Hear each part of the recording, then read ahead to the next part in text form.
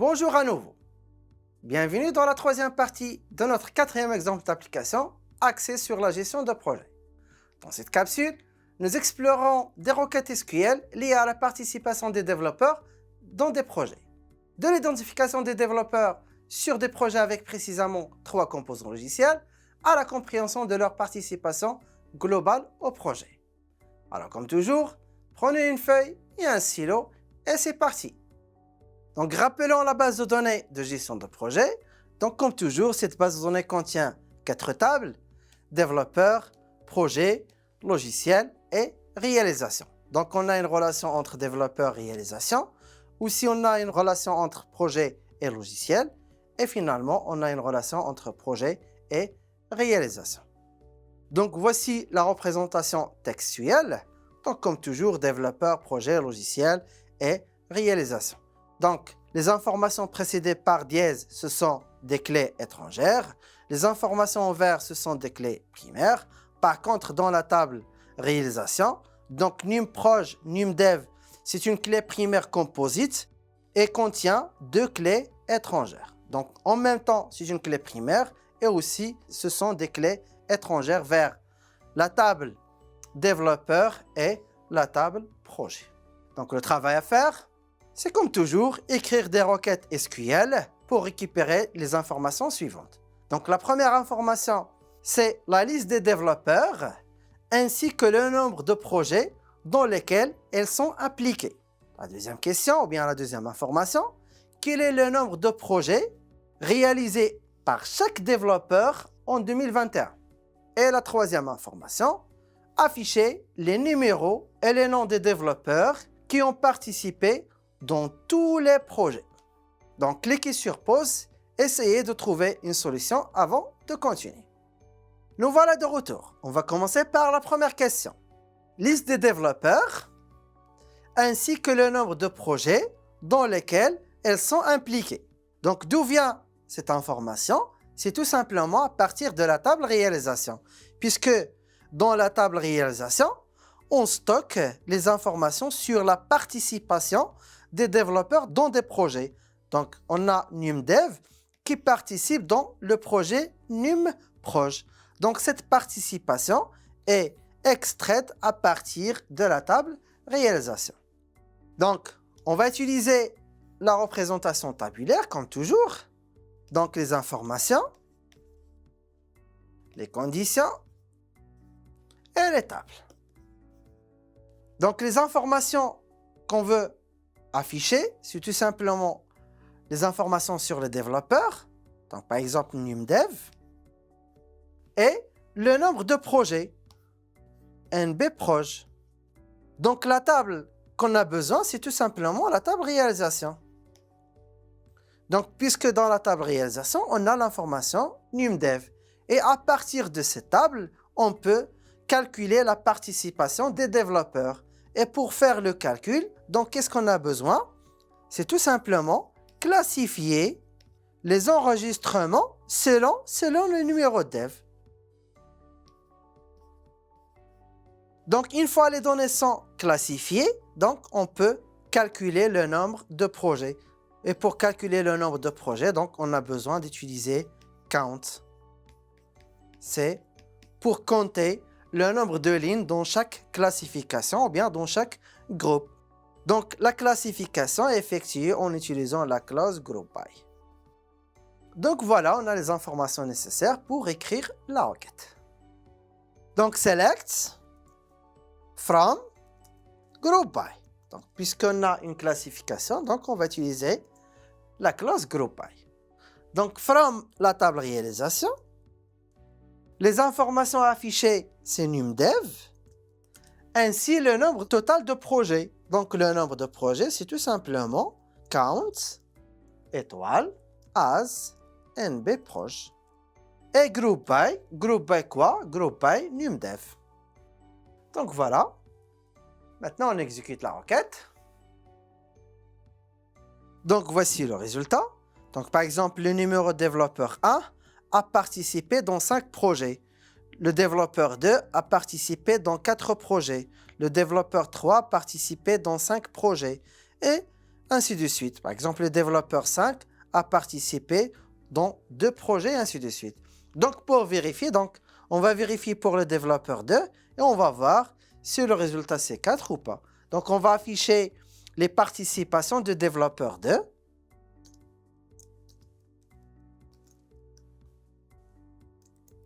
Donc, select étoile from réalisation where numdev égale à 2. Et on va voir est-ce que le résultat retourne 4 enregistrements ou pas. Donc, la réponse c'est oui. Donc, cette requête a retourné 4 enregistrements et c'est la valeur calculée ici. Donc, à l'aide de la clause groupBy, on a calculé le nombre de participations pour chaque développeur. Maintenant, on passe à la deuxième question. Donc, quel est le nombre de projets réalisés par chaque développeur? Donc, c'est presque pareil que la question précédente. Par contre, on s'intéresse ici seulement aux projets réalisés en 2021. Ça veut dire que la date de la fin du projet est en 2021. Donc, on peut répondre à cette question en utilisant la représentation tabulaire, donc les informations, les conditions et les tables. Donc, les informations affichées, ce sont le numéro de développeur ainsi le nombre de projets. C'est presque la même chose que la question précédente. Alors, ces informations-là proviennent de la table réalisation. Et puisque on a une condition sur la date de la fin, et la date de la fin provient de la table projet, donc on a besoin aussi de la table projet. Donc, pour répondre à cette question, on a besoin de 2 tables. Et bien sûr, il faut établir la relation entre ces deux tables. Et maintenant, on a une condition. Donc, on a une condition sur la date de la fin. Donc, pour effectuer une condition sur la date de la fin, donc on a besoin d'extraire tout simplement l'année. Donc, pour extraire l'année, donc on va utiliser la fonction strftime. Donc, pour avoir plus de détails sur cette fonction, visitez la capsule sur la fonction strftime. Donc, cette fonction strftime prend 2 paramètres. Le premier paramètre, c'est le format. Et le deuxième paramètre, c'est la date. Alors, pour les formats, on a plusieurs valeurs. Donc, on peut utiliser modulo Y pour récupérer l'année. On peut utiliser modulo M pour récupérer le mois. Et aussi, on peut utiliser d'autres formats pour récupérer des informations bien définies dans les dates. Alors, ce qui nous intéresse ici, c'est tout simplement l'année. Donc, pour récupérer l'année, on utilise le format modulo Y. Donc, dans la partie format, on va utiliser modulo Y. Donc, puisque ça, c'est une chaîne de caractères, on va placer cette chaîne de caractères entre les doubles cotes. Donc, modulo Y. Et pour la date, on va utiliser la date de la fin. Donc, maintenant, on a les informations nécessaires. Alors, cette condition-là, c'est une condition sur une colonne de la base de données. Et puisque c'est une condition sur une colonne, donc cette condition est placée dans la clause where. Donc voilà, on a une condition dans la clause where. On doit regrouper les enregistrements selon le numéro de développeur. Une fois les enregistrements sont regroupés, on peut calculer le nombre de projets en utilisant la fonction count. Donc voilà, donc on va modifier la requête précédente de telle sorte à appliquer une condition sur la date de la fin.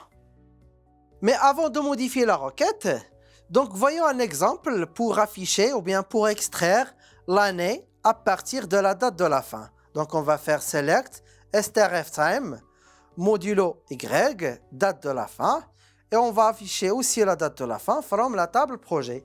Donc une fois exécuté, donc on peut voir que la fonction strftime récupère l'année associée à chaque date. Donc par exemple pour cette date, donc l'année c'est 2021, pour cette date l'année c'est 2020 et pour cette date 2023, donc l'année associée c'est tout simplement 2023.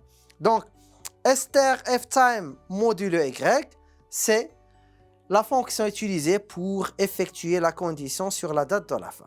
Donc, on va modifier la requête en ajoutant cette condition dans la clause where. En adaptant cette fonction strftime, donc on peut modifier la requête précédente.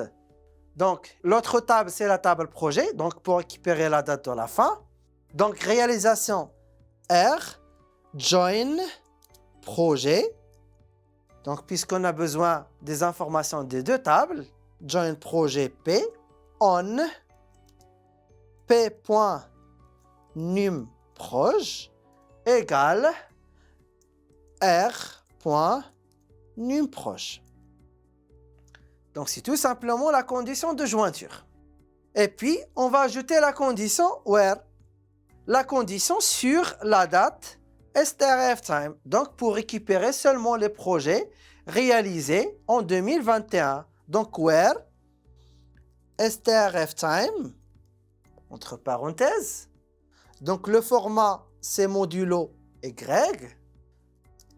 La colonne, c'est date de fin. Donc, on va extraire l'année à partir de la colonne date de fin. Et on va comparer cette valeur avec l'année 2021. Donc, puisque strftime retourne une chaîne de caractères, donc on va comparer la valeur retournée avec une chaîne de caractères contenant la valeur 2021. Donc, voilà. Donc, on peut modifier légèrement la première clause. Donc, numDev, c'est tout simplement, on va dire que r.numDev. Donc, numDev contenant dans la table réalisation. Et c'est tout. Donc, maintenant, on va exécuter la requête. Donc, 1, 2 et 3, ce sont les développeurs qui réalisent des projets dans l'année 2021. Et le nombre de projets réalisés, par exemple, pour le développeur 1, il a réalisé 3. Pour développeur 2, il a réalisé 2. Et pour développeur 3, il a réalisé 3 projets. Donc, on peut vérifier ça à partir de la table réalisation. Donc, on va afficher la table réalisation. Ainsi, la table projet. Donc, pour afficher les informations aussi sur la date. Donc, select r.étoile. Donc, ça veut dire toutes les colonnes de la table réalisation. Virgule p.date fin. Donc, la date de la fin à partir de la table projet. From réalisation. Join. Projet. Donc, réalisation, c'est R. Et projet, c'est P. Donc, on va renommer la table par P. On r.numProj égale p.numProj. Donc, voilà. Donc, select r.étoile, p.date de la fin, from réalisation, R, join P, on r.numProj égale p.numProj. Donc, voilà. On exécute la requête. Donc, on peut voir ici. Donc, on a plusieurs enregistrements. Donc, on va vérifier, par exemple, le développeur 1. Donc, pour le développeur 1, donc on va compter le nombre d'enregistrements associés au développeur 1. Donc, 1, donc c'est 2021. Par contre, ici, on a 2000. Donc, c'est pas compté. Aussi, on a 2021. Donc, il a aussi compté. Ici, c'est 2021, c'est compté. Donc, au total, maintenant, on a 3. Donc, on va vérifier ce qu'on a d'autre. On a l'enregistrement ici, c'est 2023. Donc, 2023, c'est différent de 2021. Donc, au total, on a 3 réalisations pour le développeur 1. Pour le développeur 1, elle a 3 réalisations. Et c'est pareil pour les autres. Donc, ce n'est pas la peine de vérifier. Donc, cette fonction permet d'effectuer le calcul sur le nombre de projets réalisés en 2021. Passons maintenant à la dernière question. On veut récupérer, comme toujours, le numéro, mais cette fois-ci aussi le nom des développeurs qui ont participé dans tous les projets. Donc, pour répondre à la question, donc comme toujours, on va utiliser le tableau. Donc, la première colonne, c'est les informations. La deuxième colonne, c'est les conditions. Et la troisième colonne, c'est les tables. Donc, les informations affichées, c'est numDev. et aussi le nom dev. Donc, c'est tout. Par contre, on a une condition. Ça veut dire que ces développeurs participaient dans tous les projets. Donc, le nombre de projets associés aux développeurs, c'est égal au nombre total de projets de la base de données. Donc, pour numDev, nonDev, donc à partir de la table développeur, pour calculer le nombre de réalisations ou bien le nombre de participations, donc on a besoin de la table réalisation. Maintenant, c'est comment calculer le nombre total de projets. Donc, supposons que cette question est indépendante de la question principale, comment récupérer le nombre total de projets? Donc, c'est tout simplement, on va utiliser la fonction d'agrégation count. Donc, select, count, étoile, from projet. Donc, cette requête récupère le nombre total de projets et qu'est-ce qu'on va faire? On va comparer cette valeur avec le nombre de projets calculés pour chaque développeur. Si cette valeur égale le nombre total, donc on va afficher le développeur. Sinon, on passe au développeur suivant. Donc, on passe maintenant à l'implémentation. Donc, select, from. Donc, puisqu'on veut compter le nombre de participations des développeurs, donc on a besoin de classifier les enregistrements. Donc, group by. Et on a une condition sur le nombre de participations. Donc, le nombre de participations est calculé en utilisant count. Donc, cette condition est placée dans la clause having. Donc, voilà, on va commencer par from. Donc, from la table développeur. Donc, D, join réalisation. Donc, R, on, d.numDev égale r.numDev. Donc, on a établi la relation. Donc, select, on veut sélectionner le numéro de développeur. Donc, d.numDev, ainsi le nom de développeur, d.nonDev. Voilà. Et on va regrouper les enregistrements selon les deux colonnes, ça veut dire numDev et nonDev. Après, on va effectuer la condition. Donc, il faut que le count, ça veut dire le nombre de participations de ce développeur, égale au nombre de participations globales. Donc, pour calculer le nombre de participations globales, donc on va utiliser la requête select. Donc, on va faire une égalité. Select, count, étoile, from, la table projet. Mais avant, on va afficher le nombre total de projets. Donc, select, count, étoile, from, projet. Donc, le nombre total de projets, c'est 5. Et on va comparer la valeur ou bien le nombre de participations de chaque développeur. Donc, avant d'exécuter cette requête, donc je vais modifier légèrement cette requête. Donc, je vais supprimer having et afficher le compteur parmi les informations. Voilà, on exécute. Donc, on peut voir que le nombre de participations ou bien les développeurs ayant un nombre de participations égal à 5, c'est tout simplement le développeur Mustapha et le développeur Alex. Donc, ce sont les développeurs qui ont participé dans tous les projets. Donc, maintenant, on va retourner à la requête principale pour voir est-ce que la requête retourne ces deux développeurs ou pas. Donc, voilà, on exécute. Donc voilà, donc la requête retourne seulement le développeur Mustapha et Alex, puisque ce sont les développeurs qui participent dans tous les projets. Ça veut dire que le nombre de participations de ces développeurs, c'est égal à 5. Donc on a Mustapha et Alex. Par contre, les autres, ils ont un nombre de participations inférieur à 5. Et voilà, cela conclut la troisième partie de notre exemple d'application sur la gestion de projet. Nous avons examiné des requêtes SQL liées à la participation des développeurs dans des projets. Dans la prochaine capsule, nous aborderons encore plus de défis dans la gestion de projets avec SQL. D'ici là, happy querying!